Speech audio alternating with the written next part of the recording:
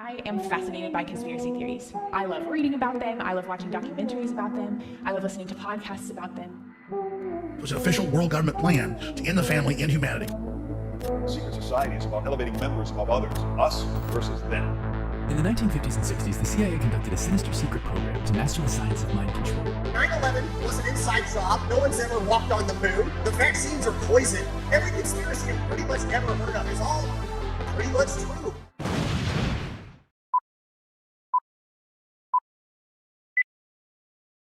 Last time on Conspirination, the rise of conspiracy theories. How social media and crisis situations led to a rise in conspiracy theories and conspiracy theorists. In this episode, we take a look at the types of conspiracy theories out there and how conspiracy theories operate similar to pyramid schemes, and when conspiracy theories turn dangerous. But before we get into this episode, don't forget to subscribe and hit the bell so you never miss an episode in this series. This video is discussing serious matters related to conspiracy theories and may be triggering for some. Viewer discretion is advised.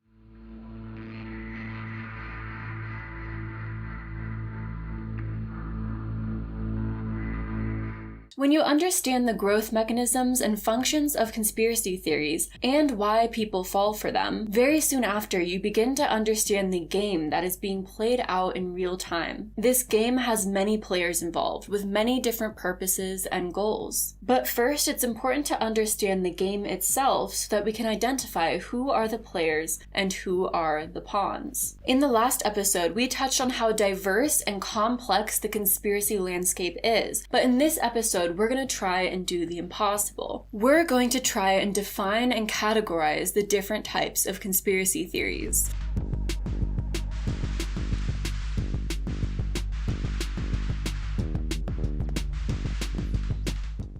For the sake of time, I'm only going to brush on the broader types of conspiracy theories in today's episode. And luckily, Abby Richards made such an incredible design and overlay on the different types of conspiracy theories and how they're all kind of connected. So let's dive into the rabbit hole on the different types of conspiracy theories. At the top or bottom of this upside down pyramid, first you have conspiracy theories that are grounded in reality. There are conspiracy theories based on events that have actually happened, or conspiracy theories that have been proven to be true. Examples of conspiracy theories that fall into this category are MK Ultra. In the 1950s and 60s, the CIA conducted a sinister secret program to master the science of mind control. An event that actually happened. The Bohemian Club, a real club or quote-unquote secret society that does exist. NSA mass surveillance, which has happened and may be happening. The UK and US governments are both collecting massive amounts of information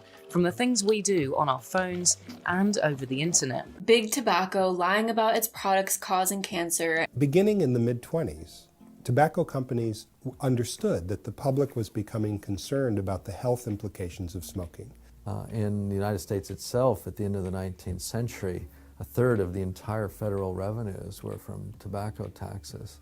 So tobacco has been a huge source of revenue for states throughout the world, and that's one of the main reasons governments are so reluctant to take any reasonable steps to halt the epidemic. All of these conspiracy theories are grounded in reality, or may not even be conspiracy theories, but things that have been proven to be true. At the very least, it's reasonable why people would believe theories related to these events. They're rooted in reality. They have happened. And the conclusions of the conspiracy theories can be clearly and logically justified. Then theories begin to cross the speculation line and turn into events that may have happened that we have questions about, that we're kind of unsure about and a little bit iffy about, and therefore conspiracy theories develop. These are unanswered questions such as the death of Jeffrey Epstein. Criminal Jeffrey Epstein was found dead in his New York jail cell. This has set off a wild wave of conspiracy theories online. Princess Diana's death. There were lots of things that the French police did that really are inexplicable. Area 51. Do you plan on raiding tonight, sir? Oh, I've already been in. What was in there? They're in there. They're in there. Totally.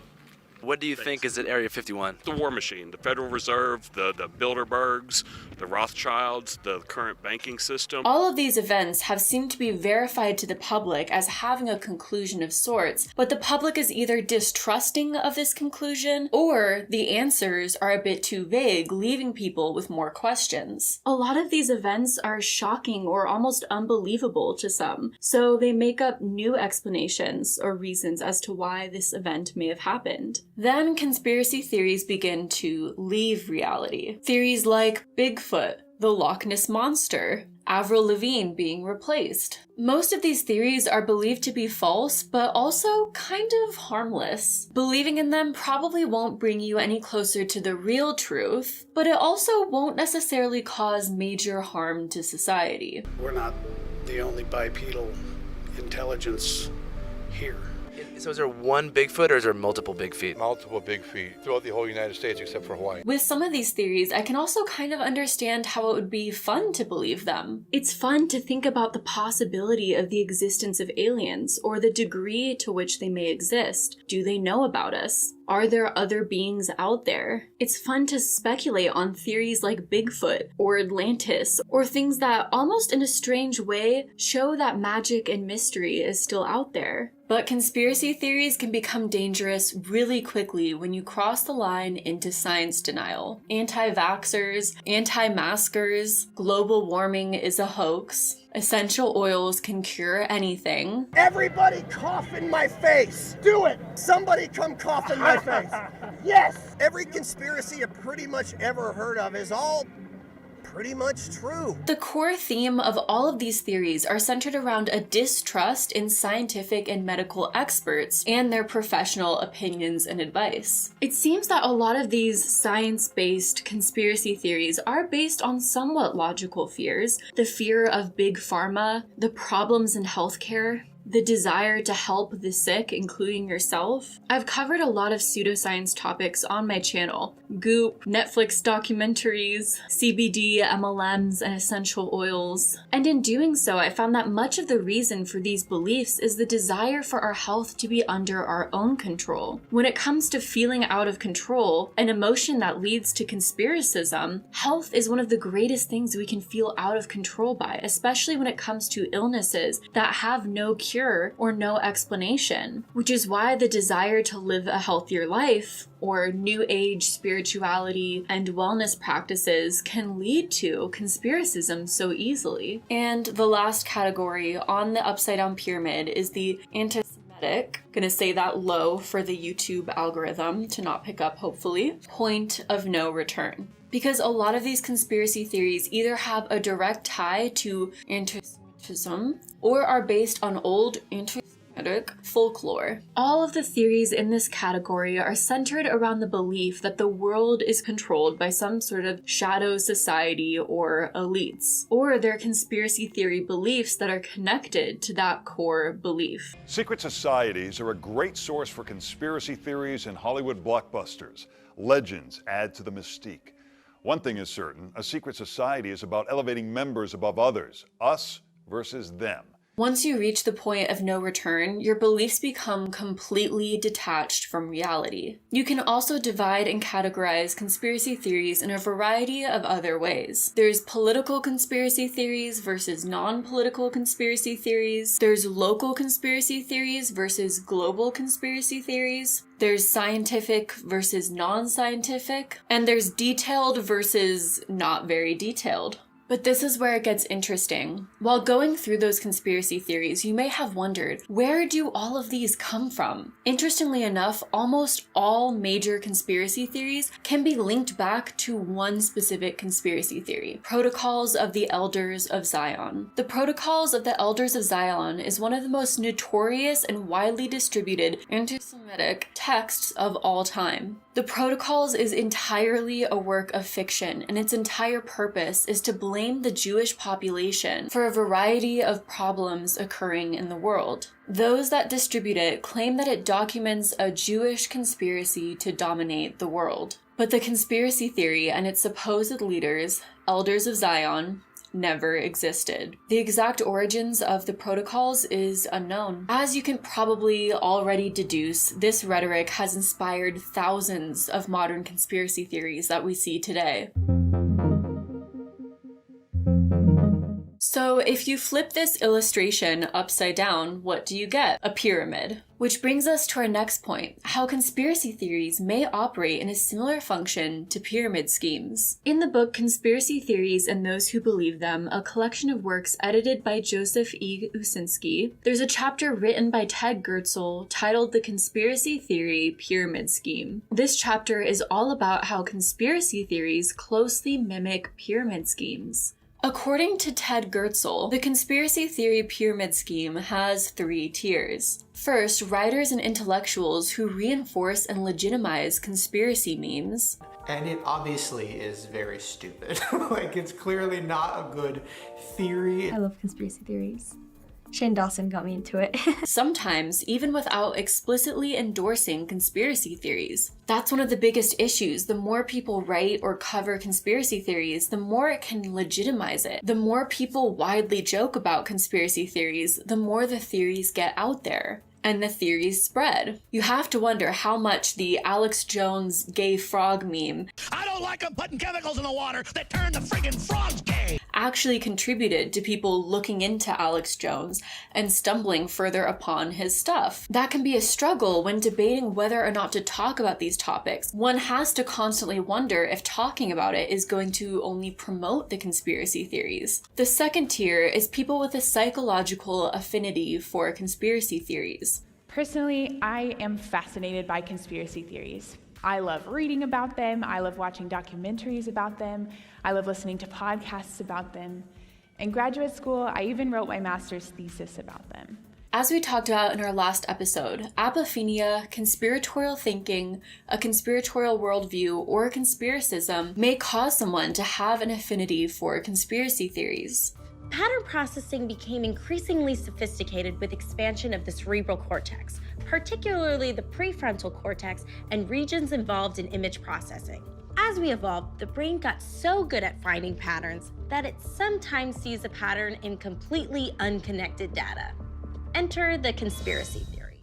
And the third tier are people who feel threatened by a specific issue and become persuaded that a conspiracy theory is at work. Humans are storytellers, and our tendency to create narratives and find patterns has served us well throughout history, allowing us to predict, react to, and change the world around us. As someone who has made quite a bit of videos on pyramid schemes and multi-level marketing, I definitely think that there are a lot of similarities between pyramid schemes and conspiracy theories. First, there's the dream that is sold to you. You're told by your recruit that this new system is the answer to unlocking the promised land or uncovering the secret, whether the secret is making lots of money or a conspiracy plot that only you know about. All of a sudden, you are in the know, and everyone else going about their 9 to 5, completely clueless of this secret, are just sheep. Wake up, sheeple! You feel empowered, maybe even emboldened by knowing this information. If you feel truly and deeply to your core that you know this truth or the real secret, you may all of a sudden feel the need to share this important, valuable information with all of your friends and family, who end up feeling a similar way and sharing it with their close circle, and all of a sudden conspiracy theories are spreading in the exact way that pyramid schemes do. Just like how those within an MLM are encouraged to pour all of their time into motivational speakers and gurus and to just focus on the positivity within their MLM or pyramid scheme, conspiracy theorists encourage each other to stay away from mainstream media and mainstream news outlets and mainly focus all their time and energy into conspiracy theory gurus and their respective social media conspiratorial groups. This, of course, can form an echo chamber in which all the perspectives that you surround yourself with closely mimic your own perspective, and even at times embolden it. All of this can also be explained as a confirmation bias. The tendency to look for information that supports rather than rejects one's preconceptions. Instead of having to evaluate every little bit of information, it's kind of easier to only evaluate information that aligns with your existing beliefs. It's more efficient in a strange way. Instead of having to deal with the fear and uncertainty of thinking you might be wrong, it's a little bit easier to only look for information that validates your own beliefs and allows you to feel more confident in believing them. Confirmation bias makes it extremely hard to change a person's mind or even reason with them, especially if they've been indoctrinated into believing that anyone who isn't with them is against them. So that's how conspiracy theories can relate to a lot of aspects of pyramid schemes. But the problem is the conspiracy world and conspiracism isn't just a straightforward pyramid. It's a complex web. Once you've opened yourself up to one conspiracy theory, not only mentally but also socially, and follow the social channels connected with that conspiracy theory, all of a sudden you become open to more and more conspiracy theories. And more conspiracy theory social channels are presented to you. The problem with the internet and social media sites is that you can choose any reality you want. You now have a prairie fire of misinformation, and you have a prairie fire of conspiracy. For example, to believe in QAnon, one already has to believe in a few other conspiracy theories. Pizzagate, Democrats are evil, global elites, and then once you're introduced to all those theories, then you're introduced to QAnon. And QAnon itself is so complex with so many moving parts. 4chan, Facebook groups, Telegram groups, ever-changing ideas on who Q is, deciphering Q's messages and the codes that they're using, the storm, the Great Awakening. Even in just this one conspiracy theory, all the different moving parts and separate theories interwoven into one are so complex that even experts are having a really tough time wrapping their head around it. The world of conspiracy theories has become so dynamic and so diverse that it's almost developed its very own language. I think we're dealing with demonic aliens. The shadow government has been engaged with these non-human entities. They're basically planning a planetary takeover,